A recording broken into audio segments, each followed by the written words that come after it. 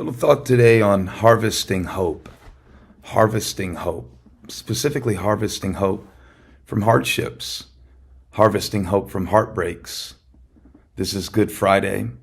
I'm preparing a message to share, short message to share tonight at our Good Friday services. And it landed me in the thought that I shared a few weeks ago on Help Me Fail.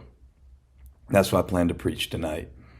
And I think it could be a full sermon for sure, but in order to contain it, I'm just going to take us to the Passover, where Jesus is sharing with his disciples how he must suffer, where he's sharing with his disciples how their faith at the moment when he needs them the most is going to falter.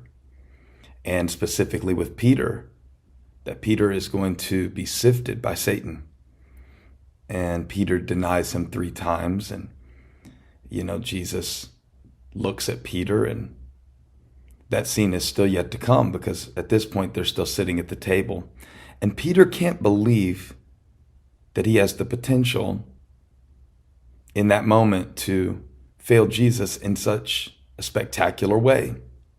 And so when Jesus says, Simon, Satan has asked to sift you as wheat, but I have prayed for you, Peter, that your faith will not fail, and when you have returned, strengthen your brothers. Well, Peter's response is, I'm not going to fail. Don't worry about it. Jesus is like, yeah, you are.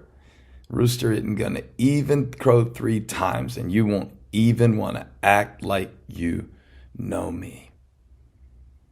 We all have things in our past that when we look back, how could I have done that? Why did I do that? What was I thinking? And I think the enemy loves to keep us in a state where we fail, don't move forward, and then actually, in the process of evaluating it, make ourselves worse rather than getting better, rather than learning from our losses.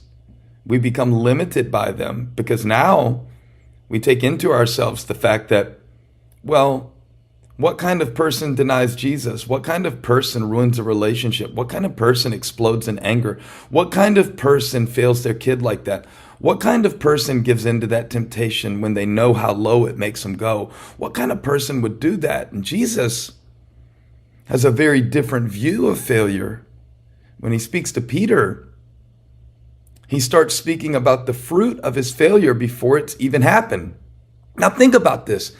This is the amazing thing about the Spirit of Christ in you, the Holy Spirit in you. Say, the Holy Spirit is in me. Because you're not sitting at a table with Jesus today, but you have the presence of Jesus in you through the person of the Holy Spirit. And here's what he does. He says, I'm praying about the failure that you haven't even had yet. The failure is still in your future. And I'm praying that something could come from it that will strengthen others. This to me makes me glad that I have a really big, really smart, really good God. Great enough to see all the ways that I'm going to fail in the future, and good enough to say, I'm going to use that too for my glory. So now let's go to Romans chapter 5 as we talk about harvesting hope. Harvesting hope. You say, man, I don't really think there's much hope in this situation for my dad to get better. They've only given him 6 months to live. I don't think there's very much hope for this relationship to turn around. We've tried everything, and I'm really not interested in the relationship continuing. So now we need a better understanding of hope. And so we go to Romans for an explicit little breakdown of this. Verse 5, Romans 5. And hope does not put us to shame, because God's love has been poured into our hearts through the Holy Spirit who has been given to us. Yeah, that's wonderful if you have hope, but I don't have hope. Now back up to verse 3, where he talks about boasting in the hope of the glory of God, or rejoicing in the hope of the glory of God. I wrote a song about that, by the way, one time at Chunks' house on Amy's little baby Taylor acoustic guitar. Your hope does not disappoint, and nothing can harm me, for thou art beside me, and I Rejoice in the hope of the glory of God that won't disappoint. That's verse 2. We boast in the hope of the glory of God. Not only so, we also boast in the hope, we also glory in our sufferings, because we know that suffering produce. Suffering produces. You rejoice in suffering? No! I rejoice in suffering. Say it different? Yeah. I don't rejoice for the suffering. I rejoice in the suffering because I know that in the suffering, watch what happens. Perseverance is produced. Verse 4. In perseverance, character is produced. How do I become the person that I want to be, that my kids need me to be, that my church needs me to be, that my wife needs me to be? I persevere. What do I persevere through? The hard stuff, the heartbreaks, the hopeless feelings. You know, you make hope a habit, right? You make hope a habit. Write that down. Make hope a habit, not a feeling. Go, okay, this suffering, it hurts. Can I change it? If I can, I want to. I don't want to suffer more than I have to. Nobody does. At least you shouldn't. Get that checked out. If you do, that's a condition. That's not character. That's a problem. But look, if you glory in your sufferings, that doesn't mean you seek to suffer more for needless reason. It means you accept that certain parts of your day are going to suck. Certain parts of your life are going to suck. Certain parts from a human perspective are not going to be your preference, but they can produce perseverance. Teach you how to show up and do it anyway. Teach you how to push through and stand there and plant your feet and just be who God called you to be in hard situations. And if you do that enough, if you persevere enough, you get character. And character produces hope, verse 4 says. And hope does not put us to shame. So you become the kind of person who doesn't have to be ashamed. You become the kind of person that can own your mistakes. You become the kind of person that can endure hardness like a good soldier, Paul says elsewhere. And that's what Jesus was teaching Peter to be, right? You're going to make a mistake. You're going to fail. This wasn't a little mistake either. This was a complete disassociation from his identity with Jesus at the pivotal moment of his ministry. You would think this would overshadow everything that Peter had done. You know, you let me borrow your boat 3 years ago and you trolled me around the Sea of Galilee. But if you let me down at my lowest moment, I'm not sure I'm going to pray for you. I'm not sure I want to use you. I'm not sure I even want to talk to you again. But Jesus is like, I'm already praying about the pothole that you're going to hit. I'm already praying about the pitfall that you're going to go through. I'm not just redeeming the mistakes that you have made. Because Peter made a lot. All right. I'm redeeming the things you hadn't even done yet, that you didn't even know to think to ask me to redeem. How good is the grace of God? How great is the name of Christ? How amazing is our hope in him, that he says, I am going to work out of the problems, the suffering, the heartbreaks, whether it's something that you did, whether it's a difficult thing you're going through that you're persevering through. I want you to harvest hope from that. Hope that I know what's in you. Hope that I know how I want to use you. Hope that I know the plans I have for you to give you a future. God's saying that to you today. What a beautiful point of view on Good Friday. To know that on that Passover meal, as Jesus shared with his disciples in his last moments on earth, he says, Simon, Simon, then that's Peter's old name, right? Yeah, because he's still Simon. But that doesn't mean he can't be Peter. But that means in the process of failing Jesus, there's something that God is going to bring forth.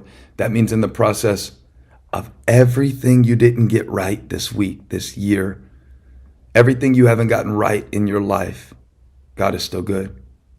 And he can bring something greater forth out of it. But you've got to look forward in hope and go, all right, From this, God will. From this, God will. From this, God will. That's the habit of hope. To me, the habit of hope isn't like, nothing bad's going to happen. I declare it, I declare it, I declare it, I believe it, I believe it. Say it 3 times, rub your belly. The habit of hope is going, from this, God will. Because in this, God is. Maybe say that a few times. From this, God will. Because in this, God is.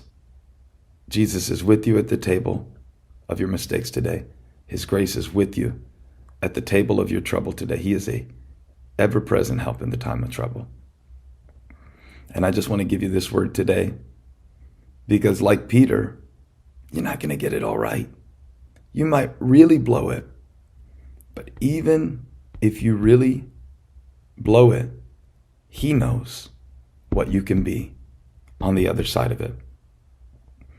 I speak to hopeless people today. I speak to broken hearts. I speak to really hard situations today. Nothing gets harder than the cross. Nothing gets harder than the crucifixion of Jesus. What he endured for us, the wrath of God that was placed on him, not just the physical brutality of it, but the spiritual separation. When he said, my God, why have you forsaken me? Oh, there would never be another moment in human history that would be as heartbreaking as the one who was holy and knew no sin, becoming sin that we might become. There's the hope, the righteousness of God. Now, if out of that, God can bring a harvest of salvation to the world, can he not bring something hopeful out of your broken heart today? I know that he can. Get in the habit. Rather than saying, I failed so I can't go forward. No, I failed and going forward I will. Change it because Jesus is in it with me. And he's praying for me. What does that mean that Jesus is praying for me? The Bible says we have a great high priest who liveth ever to make intercession for us in accordance with the will of God. That means that even right now, God is aligning everything that you got right, everything you got wrong, and moving it toward the purpose that he has for your life. Can you receive that today? I know it's hard, but receive it. And just look for those gleanings, look for those glimpses, look for those evidences. You'll find them. You'll find them. They're all around. Great things that God has done. Great things that he still can do. Amazing moments that are still yours for the taking. Like a friend named Eric in our church who lost his mom this week. And as he texted me about it, he began to harvest hope out of the loss of his mom. I thought it was beautiful because he made the decision in that perspective to go, no, God did not heal her, but I am harvesting from this the great memories and the appreciation for the years that I had with her, because dying is a part of living. And I thought that was powerful. How he chose to see it. And isn't that what Good Friday teaches us?